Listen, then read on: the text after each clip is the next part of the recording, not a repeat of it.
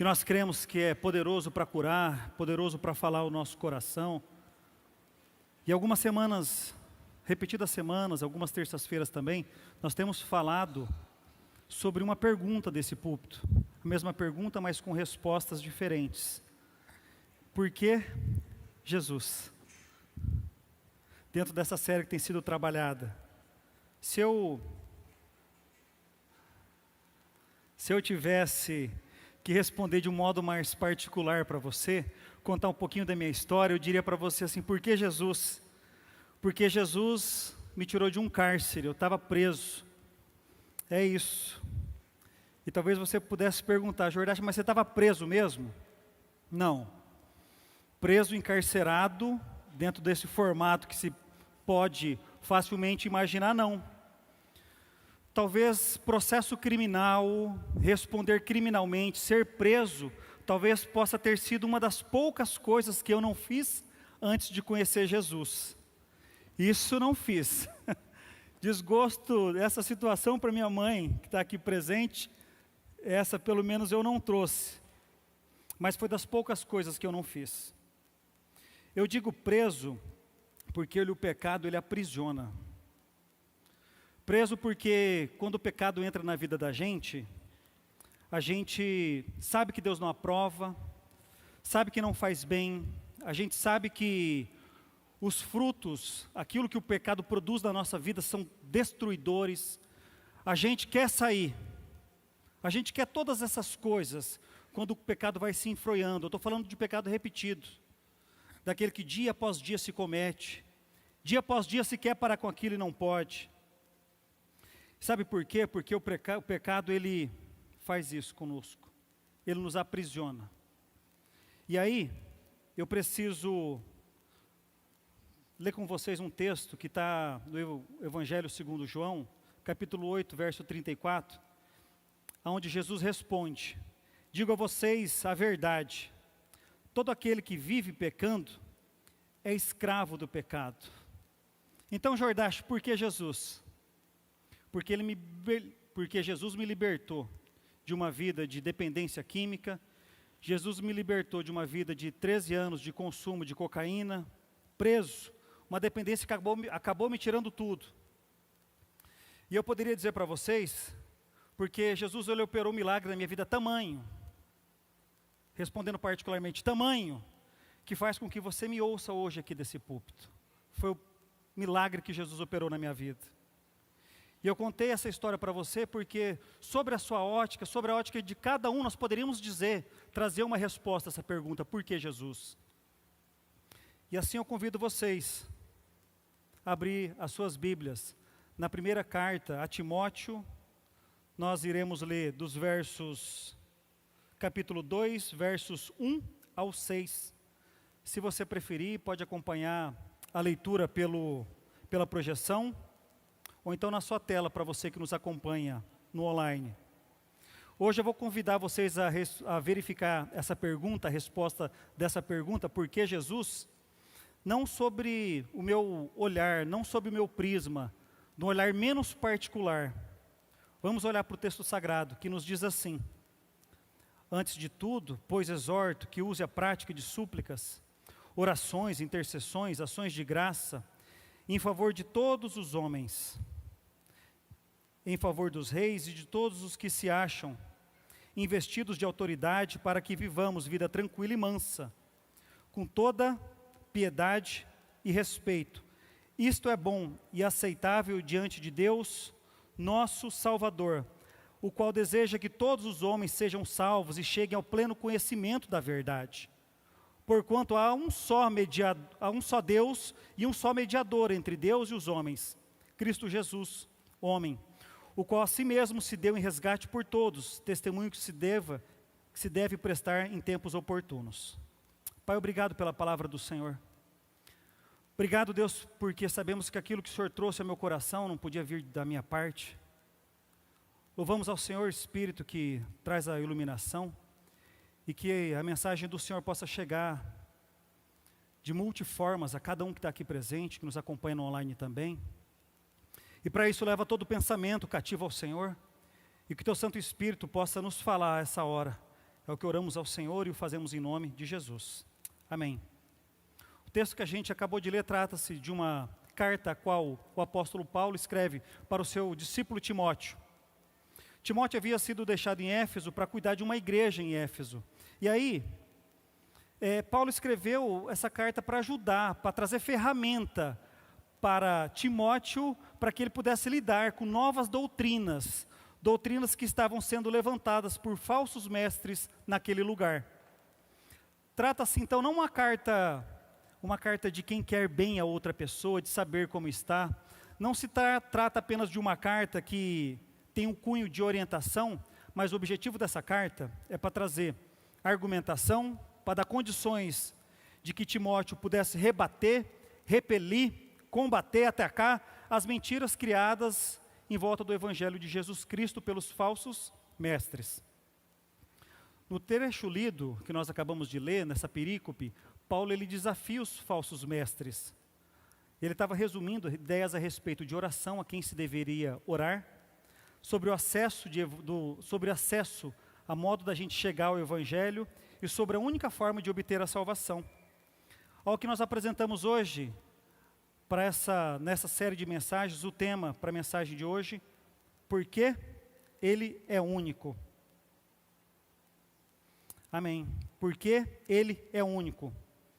Prestando atenção, você vai poder perceber que Paulo procurou atacar uma doutrina que estava distorcida, mentirosa, mas de modo centralizado a gente vai perceber que a grande evidência, a grande mensagem que Paulo está trabalhando nessa perícope, nesse trecho, a grande mensagem é sobre como nós podemos acessar a Deus e como nós podemos obter a salvação. Quem eram os falsos mestres? Eram os religiosos da época. A Bíblia fala dessas mesmas pessoas com outros nomes em outros momentos. Eles são chamados também de doutores da lei, de fariseus. E esses experts, eles aplicavam a lei pura e simplesmente. Alguns podem chamar muito facilmente de legalistas. Está escrito é o que está valendo. Tá, mas e a graça, e o amor, e o cuidado? Não, isso são outras coisas. Está escrito, tem que fazer o que está valendo. No texto de Mateus 23, capítulo 23, verso 23, Jesus diz assim: ai de vocês, mestres da lei, fariseus, hipócritas, vocês dão o dízimo da hortelã, do endro e do cominho, mas vocês negligenciam os preceitos mais importantes da lei, a justiça, a misericórdia e a fidelidade. Vocês deviam fazer estas coisas sem omitir aquelas coisas. Eram esses religiosos que Paulo estava atacando. Era a mesma classe de pessoas que Jesus se referiu em Mateus, no capítulo 12, nos versos 11 a 13, quando eles estavam questionando se era lícito, legalmente falando, dá para curar no sábado? Legalmente falando, dá para abençoar outras pessoas no sábado? Ao qual lhe respondeu Jesus: qual dentre vós será o homem que, tendo uma ovelha e no sábado cair numa cova, não fará todo o esforço, tirando-a dali? Ora, quanto mais vale um homem que uma ovelha, logo é lícito nos sábados fazer o bem. Uau! Jesus é tremendo. Então disse ao homem, estende a tua mão. Ele estendeu-a e a mão ficou sã, como a outra. Louvado seja o nome do nosso Senhor. Para os falsos mestres, era melhor guardar o sábado do que curar. Era melhor guardar o sábado do que ensinar. Era melhor deixar de amar as pessoas, acudir aquele que estava precisando, do que desrespeitar a lei do sábado. E essa situação ela foi vista ao longo do ministério de Jesus, durante várias outras oportunidades. A propósito, o guardar o sábado é uma ordenança que vem do Antigo Testamento. O que significa guardar o sábado? Separar um dia para que nós cultuemos ao Senhor. Separamos um dia para glorificar a Deus. Nesse sentido, o sábado ao longo do tempo ele foi alterado por outros dias da semana. Comumente nós vemos o domingo. Mas se você me pergunta, Jordache, é só o domingo que dá para cultuar a Deus? Nós vamos separar como dia sabático só o domingo? E quem trabalha no domingo? Ora, quem trabalha no domingo separa como dia sabático o dia da sua folga. Mas não deixa de separar um dia para cultuar ao Senhor. Separar um dia para estabelecer na sua vida. Esse é o dia que eu busco para louvar o meu Deus, esse dia separado. é um dia separado. Só que me chama a atenção quando os cristãos, eles pegam o dia do Senhor e separam um dia para ir na piscina. Top, pegar o meu dia sabático para ir na piscina. Eu separo o dia do Senhor para fazer um churrasquinho. O dia do Senhor, ele vira dia de visita aos familiares. Mas eu vou me esquecendo, alguns cristãos vão se esquecendo, talvez agora ficou até moda, né, justificativa. Estamos na pandemia. Meu irmão, a equipe ministerial está ligado para as pessoas. Meu irmão, não tenho te visto nos cultos, pastor, eu estou agora participando mais online. E quando se liga para as pessoas, elas falam, também não estou online. A gente é curioso. Aquele que se diz cristão está totalmente distanciado das coisas do Senhor. Aquele que se diz cristão não separa um dia para cultuar ao Senhor. E aí, dentro desses ensinos enganosos dos falsos mestres, esses ensinos distorcidos, eu lhes convido então a pensar um pouquinho melhor sobre esse assunto. E eu gostaria de pensar, porque Ele é o único, Jesus é o único e foi credenciado por Deus. Jesus foi o Messias prometido, era aquele que estava sendo esperado, era aquele que havia sido pré-anunciado, ele era o que estava para vir, ele era o Cristo. Os religiosos daquele tempo, a todo momento, até colocavam prova, submetiam Jesus à prova, testavam a Jesus. Ora, até em Mateus, no capítulo 12, versos 38 e 39, lançam o seguinte desafio, que eu vou ler para vocês. Então, alguns escribas e fariseus replicaram, mestre, queremos ver de tua parte algum sinal. Estavam pedindo um milagre, estavam pedindo algo sobrenatural da parte de Jesus. Ele, porém, respondeu, uma geração má e adúltera pede um sinal, mas nenhum sinal lhe será dado, senão do profeta Jonas. Essas pessoas estavam do lado do Cristo, do lado do Messias e não percebiam, queria prova. Queria que Jesus confirma, faz um grande milagre que eu vou acreditar que o Senhor é Deus. Os falsos mestres, eles não percebiam que estavam do lado do Cristo. E tem gente que fica igual a eles. Às vezes a gente fica também mexido com essa ideia, né, de estar do lado de Cristo e não perceber que é o Cristo. E às vezes a gente também fica quase como essas pessoas, quase como esses falsos mestres, deixando oportunidades que nos são trazidas por Deus ir embora, não percebendo aquilo que está à nossa volta.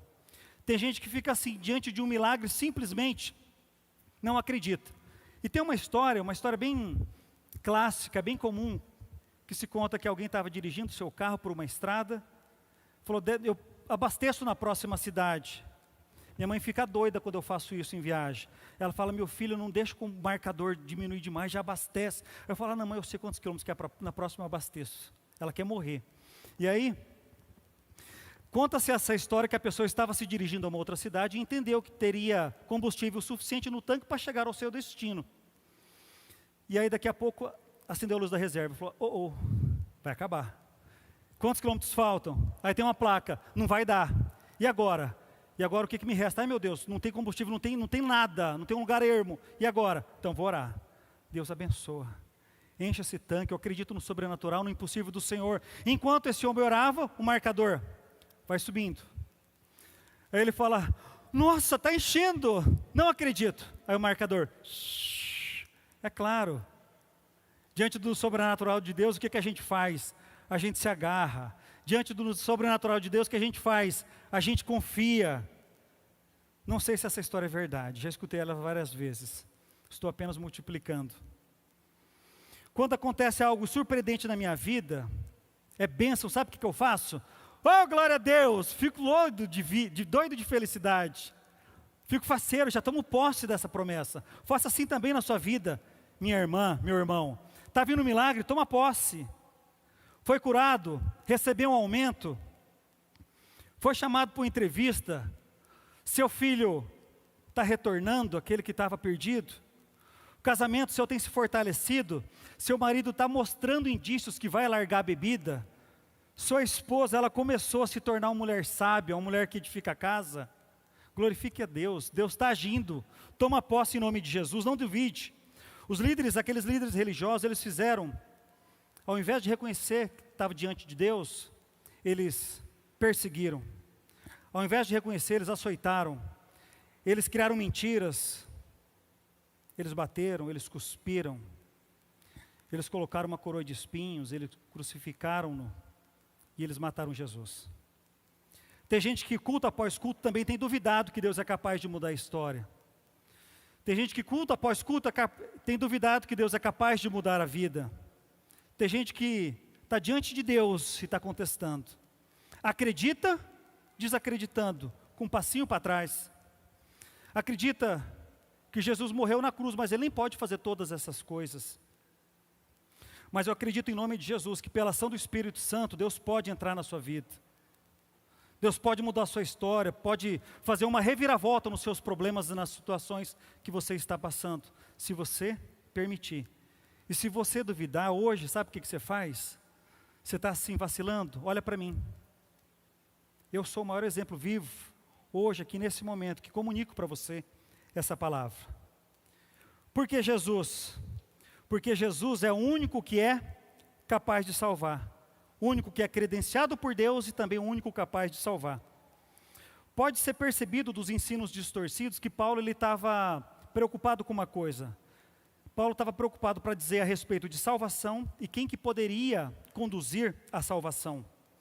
Atos capítulo 4, verso 12 diz assim: e não há salvação em nenhum outro, porque abaixo do céu não existe nenhum outro nome, dado entre os homens pelo qual importa que sejamos salvos. Não tem um outro nome, na Bíblia não tem. Na Bíblia não tem Maria, mãe de Jesus. Na Bíblia não tem Allan Kardec. Na Bíblia não tem Buda, não tem Maomé. Na Bíblia está escrito que está Jesus, como o único homem que importa pela qual nós sejamos salvos. Os falsos mestres acreditavam ainda que a conduta humana era suficiente para trazer salvação. Mas a Bíblia ensina outra coisa. Efésios capítulo 2, versos 8 e 9, diz assim: porque pela graça sois salvos mediante a fé, e isso não vem de vós, é dom de Deus, não de obras, para que ninguém se glorie.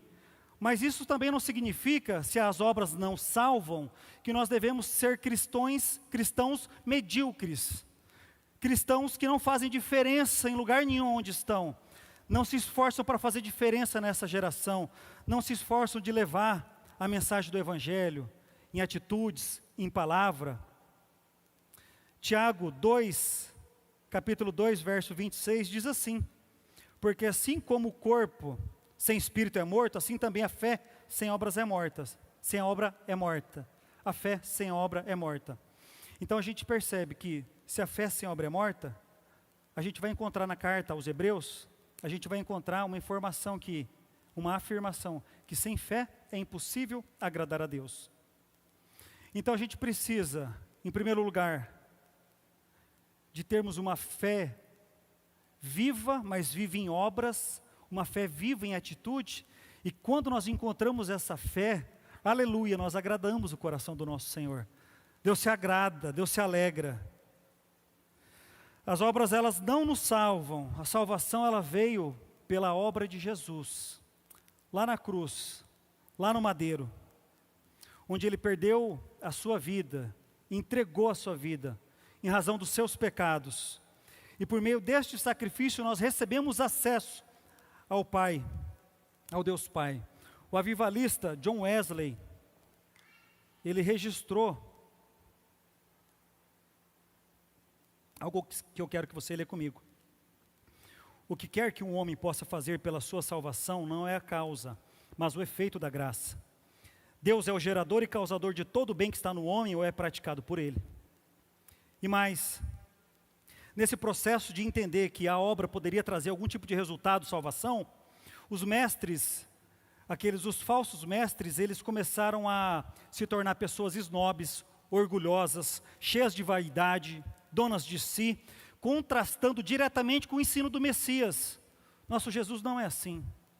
Nosso Jesus veio para ensinar sobre servidão, sobre humildade, sobre doação, sobre generosidade, doação de um Deus, Rei do universo, mas que se fez um homem, mas não só homem, Jesus se fez homem pobre. Entrou não montado num cavalo árabe, branco, lindo, reluzente. Não. Entrou montado num jumentinho quando em Jerusalém. Jesus era assim, um homem de hábitos sempre simples. E ele foi até julgado de onde veio. De Nazaré? Ei, pode vir alguma coisa boa de Nazaré? Inclusive as próprias pessoas de sua terra, quando viam Jesus ensinando na sinagoga, no capítulo 6 de Marcos, fizeram a seguinte menção: espera aí, não é esse aí o carpinteiro? Filho de Maria? Não é esse aí que também, aí começaram a relacionar todos os irmãos de Jesus, a qual ele respondeu, olha o que Jesus falou: não há profeta sem honra, senão na sua terra, entre os seus parentes e na sua casa. Pode vir alguma coisa boa de Nazaré? Essa menção é assim: Nazaré é um lugar pequeno, pobre, pode ser alguma coisa boa de lá? Pode vir alguma coisa boa de Dourados? Pode vir alguma coisa boa do Mato Grosso do Sul? Será que pode vir alguma coisa boa lá do bairro onde você mora? Coloca o nome do bairro na sua cabeça agora. Pode vir alguma coisa desse bairro? Você é filho de? Fazendo menção à sua família. De repente a sua família é formada como a minha, de gente humilde. Ou ainda, eu conheço os erros do seu pai. Eu sei a sua trajetória, eu sei de onde você saiu. Difícil ser julgado, né? Jesus foi assim julgado. Mas eu quero te falar de um Deus que te ama demais. De um Deus que conhece a sua vida, sabe da sua história. De um Deus que conhece os seus problemas, sabe das suas lutas. Independente de onde você vem, independente de como está a sua conta no banco, transbordando dinheiro ou sequinha, independente do seu passado, Deus te ama demais. Sabe por quê? Ele teve o capricho, Ele teve o cuidado de dar o seu único filho, o único, Ele não tinha dois, Ele teve um só, para te salvar. E essa salvação não pode vir por obras, mas pelo que Jesus fez. Não importa se você é bonzinho, como eu sou bonzinho, faço tudo que é coisa boa, não importa. Só Jesus pode te salvar, e essa salvação veio pelo amor, aonde Ele deu seu único filho. Nós vimos que Jesus é o único credenciado por Deus, é o único que pode salvar. E por último, eu quero te falar de um Jesus que é o único capaz de mediar. O texto nos revela, no capítulo 3 de Romanos, que diz que todos pecaram, todos, e carecem da glória de Deus. Não tem um só justo sequer, todos pecaram. E aí quando a gente fala de justo, nós não podemos nos apresentar diante de Deus, porque nós não somos justos. Mas aí Gálatas, no capítulo 2, no verso 16, diz assim: sabemos que ninguém é justificado pela prática da lei, mas mediante a fé em Jesus Cristo. Assim nós também cremos em Cristo Jesus para sermos justificados pela fé em Cristo, e não pela prática da lei, porque pela prática da lei ninguém será justificado. Eu vou ler novamente um trecho que diz assim: nós também cremos em Cristo Jesus para sermos justificados pela fé em Cristo. É Jesus quem nos justifica. No Antigo Testamento, Deus aparece um Deus de mão pesada, um Deus irado, um Deus bravo. Um Deus que olhava só para a iniquidade, para o pecado, e trazia sobre o povo que cometia pecado a justa paga. Pecou, pisou fora da faixa, estava aqui a justa paga. Mas Deus nunca mudou, nem do Antigo Testamento, nem do Novo Testamento. Salmos 89, 14, diz assim: justiça e direito são fundamento do teu trono, graça e verdade te precedem. Esse é o mesmo Deus. Aí Jesus, Ele é enviado, e a gente não se apresenta mais diante do Pai sozinho. Jesus nos acompanha, vai com a gente.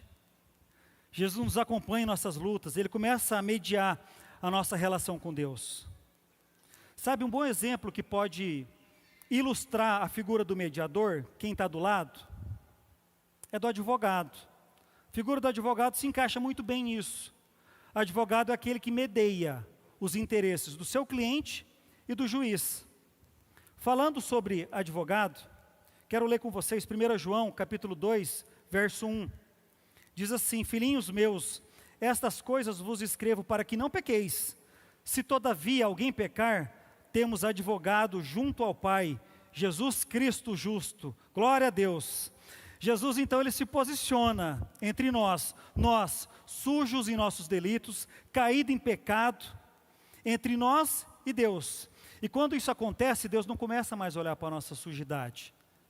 Deus começa a olhar primeiro para a pessoa de Jesus. E é onde a gente já aprendeu que pela graça nós somos salvos. Isso é um dom de Deus. E eu queria te falar assim, não tem o que a gente possa fazer que vai fazer Deus nos amar mais ou amar menos. É igual ao nosso relacionamento com os filhos. Os filhos dão problema, os filhos aprontam, e por conta dessas coisas a gente ama menos os nossos filhos. Quando os filhos acertam, eles vão muito bem, a gente ama mais os nossos filhos? Eu não vou responder essa pergunta. Os pais que estão presentes sabem qual é a resposta dessa pergunta. Não tem o que a gente possa fazer mais para Deus nos amar mais, ou fazer menos para Deus nos amar menos. E quem que são os filhos? Quem são os filhos de Deus? Todos nós somos filhos de Deus? Não. Nem todos nós somos filhos de Deus. Todos nós somos criaturas de Deus. Filhos são apenas aqueles que decidiram por Jesus. João, no primeiro capítulo, no verso 12, diz assim: mas a todos quantos o receberam, recebeu a Jesus, deu-lhes o poder de serem feitos filhos de Deus, a saber, aos que creem no seu nome. Então tem uma diferença, a gente só é filho de Deus, a gente só passa a experimentar de todas essas promessas quando a gente crê em Jesus Cristo como Salvador das nossas vidas. Então hoje a gente aprendeu, lá com os religiosos do passado, quando eles não reconheceram Jesus, o Messias, o Cristo andando de lado, que ele estava para vir para salvar a humanidade. Hoje a gente aprendeu com os religiosos do passado, que acreditavam que as suas atitudes podiam trazer a salvação. Errado. Só Jesus foi quem nos trouxe salvação. E a gente aprendeu que o mediador, aquele que se faz justiça por nós, nos coloca entre nós e Deus, só tem um: Jesus. Jesus foi capaz de se entregar. Permita falar para você como advogado. Nenhum advogado daria sua vida por resgate de muitos. Ainda mais, pior, por uma causa perdida. Eu quero te falar que a nossa causa estava perdida, nós já tínhamos uma sentença decretada contra nós. A nossa sentença se chama morte. É isso que nós receberíamos. Mas Jesus foi capaz de se entregar em nosso favor, nos dando vida plena e vida em abundância. E eu gostaria agora de convidar você a se colocar em pé e juntos, mais uma vez, nós louvarmos ao Senhor.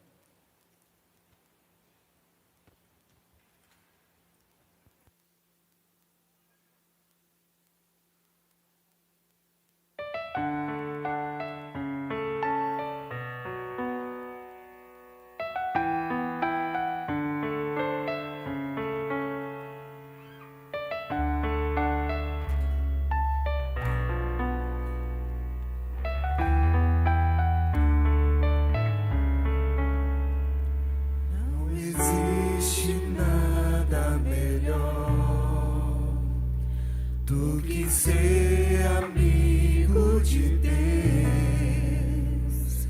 caminhar seguro na luz, desfrutar do seu amor, ter a paz no coração, viver sempre em assim perceber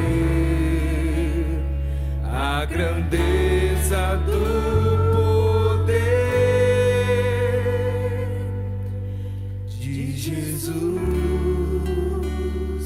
meu bom pastor.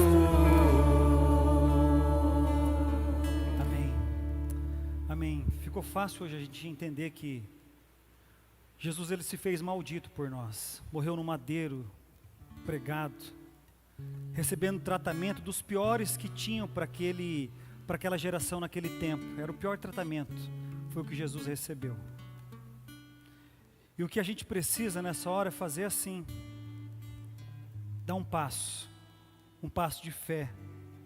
Quero compartilhar com vocês que eu era o tipo de gente que, se eu tivesse sentado aí e alguém falasse, nós vamos fazer um sorteio hoje de um carro aqui, um carro 0 quilômetro, basta levanta a sua mão que você vai receber uma ficha, a gente vai rolar uma cumbuca e no final alguém de vocês vai ganhar um carro. Eu era o tipo de gente que, se eu tivesse aqui, eu ia fazer assim, ó, talvez um pouquinho mais, a ponta do pé. Quem sabe eu ganhasse o carro. Sabe o que acontecia com a minha vida? Eu não me posicionava, porque às vezes eu nem entendia que aquela decisão, aquele passo, poderia mudar toda a minha história, a história da minha família. E eu não tomei essa decisão por vários motivos, por medo, por vergonha, por tanta coisa. E hoje, Deus te chama para tomar uma decisão. E eu quero, nessa hora, convidar você, se encher de coragem e de ousadia. Levanta a sua mão e fala, eu quero esse Jesus que muda história, eu quero esse Jesus que muda vida, e eu quero entregar a minha vida para esse Jesus. Você que nos acompanha pela internet, você também pode fazer assim. Levanta a sua mão. O que está sendo sorteado hoje aqui é o que vai te trazer uma reviravolta na sua vida, vai mudar a sua história. Eu quero que você possa compartilhar no chat, que o pessoal vai entrar em contato com você. Feche seus olhos mais uma vez. Você que levantou a mão, fique com ela levantada, por favor. Pai, nós queremos em nome de Jesus, repete comigo essa oração, reconhecer que somos pecadores, reconhecer que o Senhor se entregou naquela cruz, pela minha vida. Escreve, Senhor, o meu nome no livro da vida, muda, Deus, a minha história, e que o Senhor a partir de hoje seja o meu Senhor, seja o meu Salvador, e que no nome de Jesus, tudo seja colocado a partir de hoje na Tua presença. Confio minha vida ao Senhor. Amém. Você que fez essa oração, não deixe ao final de passar no espaço de integração ao fundo.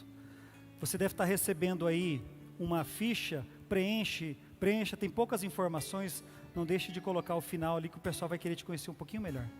Deus abençoe.